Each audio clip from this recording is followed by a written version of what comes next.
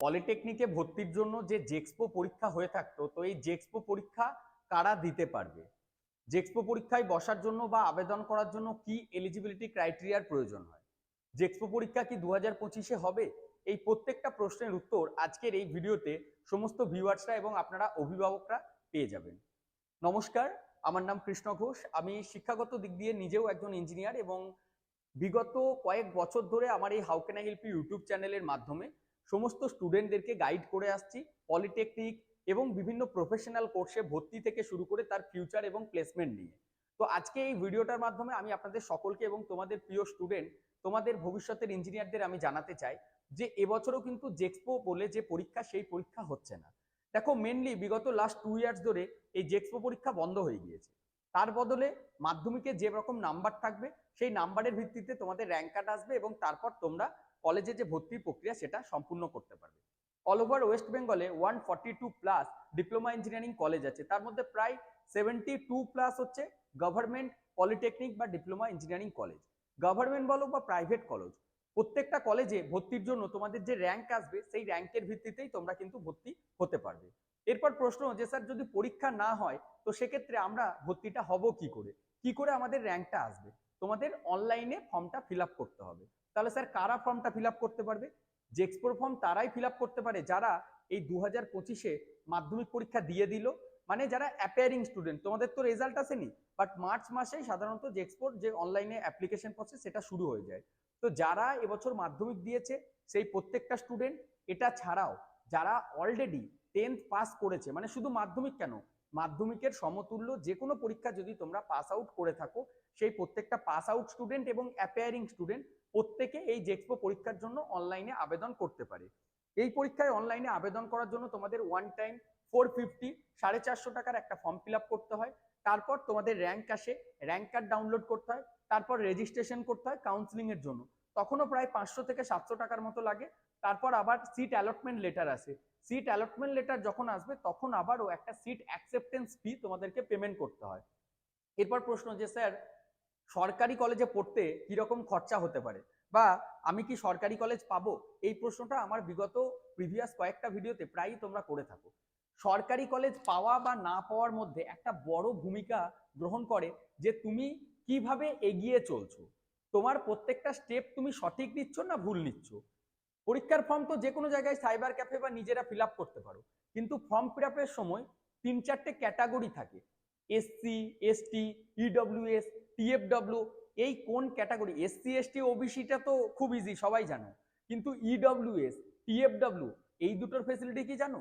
তোমরা কি জানো ইডব্লিউএসটা যদি ইয়েস করো বা টিএফডব্লিউটা যদি ইয়েস করে দাও তাহলে কি কি বেনিফিট পাবে? যদি না জেনে থাকো তাহলে এই ভিডিওটি মনোযোগ সহকারে দেখো। আর হ্যাঁ, সাবস্ক্রাইব যদি এখনো না করেছো তাহলে সাবস্ক্রাইব করো। আর এর সাথে সাথে আপনাদের অভিভাবকদেরও বলবো আপনারাও চ্যানেলটা সাবস্ক্রাইব করুন আর ভিডিওগুলি শেয়ার করে দিতে পারেন। স্টুডেন্টরা সমস্ত বিষয় সহজভাবে আমার ভিডিও দেখে বুঝতে পারবে। আর হ্যাঁ, তোমাদের জন্য একটা হোয়াটসঅ্যাপ চ্যানেল আছে, হোয়াটসঅ্যাপ চ্যানেল এবং গ্রুপ, যেটা লিঙ্ক এই ভিডিওর ডেসক্রিপশনে আছে। তোমরা সেই চ্যানেল এবং গ্রুপে জয়েন করো, তাহলে এই জেক্সপো বুকলেট বা পড়াশোনা নিয়ে যাই আপডেট আসুক, যে কোনো কলেজে ভর্তি নিয়ে আমার ভিডিও থেকে তোমরা সেটা সবার আগে জানতে পারবে। তো দেখো, এই যে টিএফডব্লিউ, এটার পুরো নাম হচ্ছে টিউশন ফি ওয়েভার কোটা। এই টিএফডব্লিউ কোটাটা, যেটা তোমাদের টিউশন ফি হয়, যদি টিএফডব্লিউটা শো করাতে পারো, এই টিএফডব্লিউ সার্টিফিকেট কি করে বানাতে হয়, কোথা থেকে বানাতে হয়, সেটাও যদি জানতে চাও তাহলে একটু কমেন্ট করো। আমি ডেডিকেটেড 2025-এ টিএফডব্লিউ সার্টিফিকেট কি করে বানাবে বা কোথা থেকে বানাবে সেটা নিয়ে ভিডিও একটা আলাদা করেই বানিয়ে দেবো। আপাতত বলে রাখি, টিএফডব্লিউর পুরো নাম হচ্ছে টিউশন ফি ওয়েভার কোটা। যারা একটা লিমিটেড ফ্যামিলি ইনকাম, গরিব পরিবারের মধ্যে থেকে, তাদের জন্য এই টিএফডব্লিউটা। ইডব্লিউএসটা হচ্ছে পুরো নাম হচ্ছে ইকোনমিক্যালি উইকওয়ার্ড সেকশন। জেনারেল বলো, এসসি এসটি বলো, এরকম যেরকম ক্যাটাগরি থাকে তার মধ্যেও তো গরিব স্টুডেন্ট অনেক থাকে, তাদের জন্য এই ইডব্লিউএস। ইডব্লিউএস এর বার করার অনেক সুবিধা আছে। প্রত্যেকটা কলেজে টিএফডব্লিউ থ্রু যদি তুমি ভর্তি হতে পারো তাহলে তোমার ফি স্ট্রাকচারটা একদম সহজভাবে বোঝায়। যদি অন্য একটা স্টুডেন্টকে 100 টাকা পেমেন্ট করতে হচ্ছে, তাহলে তোমাকে সেই কলেজে পেমেন্ট করতে হবে মাত্র ওই 15 থেকে 17 টাকা। বুঝতে পারছো তো, একটা জেনারেল স্টুডেন্টকে 100 টাকা দিতে হচ্ছে, তোমাকে দিতে হবে 15 থেকে 1700 টাকা, এই 17 টাকা। এইটা হচ্ছে মানে টিএফডব্লিউর ফেসিলিটিস। আর ইডব্লিউএস এর আন্ডারে 10% রিজার্ভেশন সিট থাকে, এখানেও ফিসটা কম হয়, কিন্তু এই রিজার্ভেশন সিটে তোমার র্যাঙ্ক বেশি হলেও তুমি সুযোগ পাবে।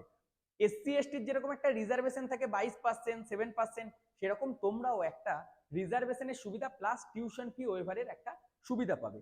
ডিটেলস ভিডিও পরবর্তীতে জানিয়ে দেবো। তার জন্য ফর্মটা যখন ফিল আপ করবে, যদি তুমি এলিজেবল হও তাহলে তোমাকে ইয়েস করতে হবে। আচ্ছা, আপনাদের সুবিধাতে জানিয়ে রাখছি, আপনারা যদি মনে করছেন যে একদম প্রপার কাউন্সিলিং এবং প্রপার গাইডেন্সের জন্য কেরিয়ার কাউন্সিলিং এর একটা স্লট বুক করতে পেড কাউন্সিলিং সার্ভিস নেবেন, সেক্ষেত্রে আমার সাথে সরাসরি কথা বলে এই প্রত্যেকটা পয়েন্ট বোঝার জন্য আপনারা আমার অফিসে আসতে পারেন আপনার ছেলেকে বা মেয়েকে নিয়ে। তার জন্য একটা পেড কাউন্সিলিং ফিস থাকে, সেটা খুবই সামান্য। যারা অনেক দূর থেকে, মানে শিলিগুড়ি থেকে আছেন বা কলকাতা থেকে দেখছেন বা হয়তো বারাসাত থেকে বা খড়গপুর মেদিনীপুর থেকে, আপনার ছেলে বা মেয়ের জন্য বর্ধমান আসতে পারছে না, কারণ দেখুন আমাদের অফিসটা হচ্ছে ইনস্টিটিউট বর্ধমানে, এডুকেট স্কিল একাডেমি বলে আপনারা গুগল ম্যাপসে সার্চ করলেই পেয়ে যাবেন। সেক্ষেত্রে আপনারা অনলাইনে অ্যাপয়েন্টমেন্ট বুকিং প্রসেসটি ফলো করতে পারেন। অনলাইনে অ্যাপয়েন্টমেন্ট বুক করার জন্য ডেসক্রিপশন বক্সে লিঙ্ক আছে, সেখান থেকে আপনারা এটা ফিল আপ করতে পারেন। তারপর আমাদের টিম আপনার সাথে যোগাযোগ করবে এবং আমি আপনাদের সাথে সেটা ভিডিও কলে বললে ভিডিও কলে বা ফোন কলে বললে আপনার ছেলে বা মেয়ের জন্য পুরো কাউন্সিলিং প্রসেস, যে তার কি ইন্টারেস্ট, সে কি নিয়ে পড়াশোনা করলে ভবিষ্যতে ভালো একটা চাকরি পাবে, কোন কলেজটা ভালো হবে না হবে, সমস্ত কিছু গাইড করে দেবো। আর হ্যাঁ, আমাদের জেক্সপো এবং ভোকলেটের এই পলিটেকনিকে ভর্তির জন্য পেড কাউন্সিলিং সার্ভিসও আমরা দিয়ে থাকি, সেটা সময়ে সময়ে আপনাদেরকে আপডেট দিয়ে দেবো, আপনারা সব জানতে পারবেন। যারা প্রথমবার দেখছো সাবস্ক্রাইব করে বেল আইকনটা অল করে রাখো, বারবার বলছি ভবিষ্যতের ভিডিওগুলির আপডেট পাবে। তো আমরা দুটো তিনটে জিনিস কভার করলাম। টিএফডব্লিউ ইডব্লিউএস এর ইম্পর্টেন্ট, ফর্ম ফিল আপের সময় সঠিকভাবে ফিল আপ তোমাদেরকে করতে হবে। যাদের টিএফডব্লিউ নেই এখন তারা বানিয়ে নিতে পারো, টিএফডব্লিউ কি করে বানাতে হয় সেটাও আমি তোমাদেরকে বলে দেবো। আর এবছরের যে ফর্ম ফিল আপ সেটা কবে থেকে শুরু হবে, এটা একটা বড় প্রশ্ন। তো তোমাদেরকে জানাতে চাই, এই উচ্চ মাধ্যমিক পরীক্ষা শেষ হচ্ছে, তারপরই মানে মার্চ মাসের 18-19 তারিখের পর অনলাইনে আবেদন প্রক্রিয়াটি শুরু হবে। অনলাইনে কি করে আবেদন করতে হয় সেটা যদি নিজেরা না পারো, আমরা তোমাদের অ্যাপ্লিকেশন প্রসেস করে দিয়ে থাকি আগের বছর, বাট অবভিয়াসলি যদি আমাদের মাধ্যমে তোমরা পুরো কাউন্সিলিং প্রসেস বা তোমরা গাইডেন্স নিতে চাইছো, সেক্ষেত্রে একটা কনসাল্ট ফি তোমাদের পেড করতে হয়, মানে যদি সার্ভিসটা নিতে চাও। আর যদিও আমি ভিডিও বানিয়ে দেখিয়ে দিই তোমরা কি করে ফর্মটা ফিল আপ করবে না করবে, তো সেই ভিডিওগুলি দেখার জন্য তোমরা চ্যানেলটা সাবস্ক্রাইব করে রাখো। আর ভিডিও শেষে আবারও জানাচ্ছি, এই মার্চ মাসের 18-19 তারিখের পর থেকে তোমাদের অনলাইনে আবেদন প্রক্রিয়াটি শুরু হচ্ছে। সেটা কি করে করবে না করবে আমি সবকিছু বলে দেবো, কোনো অফলাইনে আবেদন হবে না। আর একটা লাস্ট উত্তর দিয়ে দিই, যে কত পার্সেন্ট নাম্বার পেলে সরকারি কলেজ পাবে। নাম্বার যদি তোমার খুব ভালো থাকে, তারপরও সরকারি কলেজ পেতে গেলে তোমাকে সঠিকভাবে কলেজটা সাজাতে হবে, যেটাকে বলা হয় কাউন্সিলিং প্রসেস বা ফর্ম ফিল আপের পর কাউন্সিলিং। তো সেই প্রসেসটা যদি তুমি সঠিকভাবে না করো, তাহলে তোমার র্যাঙ্ক ভালো হলেও বা নাম্বার ভালো থাকলেও তুমি কিন্তু সরকারি কলেজ পাবে না। কি করে কাউন্সিলিং করতে হয় না হয় সেটা নিয়ে আমি পরের ভিডিওগুলি দেবো, সেই ভিডিওগুলি যদি বাড়িতে থেকে মনোযোগ সহকারে দেখো তোমরা, তাহলে কিন্তু অবশ্যই জিনিসগুলি বুঝতে পারবে। তো আজকের ভিডিওটা আপাতত এখানেই শেষ করছি, দেখা হচ্ছে পরবর্তী আরো একটি নতুন ভিডিওতে খুব শীঘ্রই। ভিডিওটা শেষ করার আগে আবারও বলছি, হোয়াটসঅ্যাপ আর টেলিগ্রামে যদি জয়েন না করেছো তাহলে ডেসক্রিপশন বক্সে লিঙ্ক আছে, সেখানে গিয়ে জয়েন করে যাও। আর তোমাদের প্রশ্ন যদি সরাসরি আমাকে পাঠাতে চাও, আমাকে ইনস্টাগ্রামে পাঠাতে পারো, লিঙ্ক ডেসক্রিপশনে আছে। Thank you.